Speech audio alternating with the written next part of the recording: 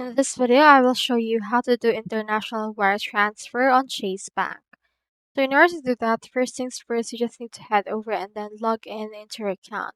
Input your username as well as your password and then head over and then log in. Once you've logged in, you should be able to see in here your home page. So from your home page, just head over and click onto this transfer option right here in order to utilize this transfer from this checking or either savings right here. Just choose wherein you want to get the amount from.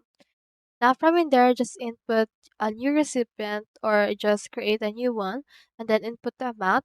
Click on the pay from option, then just click on wherein you want to send it. So from in there, you should be able to see also the wires as well as transfer. You can wire it to this particular bank account or bank type and wire it from your actual checking account. Put right here the dollar amount and you should be able to see in here the currency once converted, and then from in there just proceed to transfer the amount that you want to do.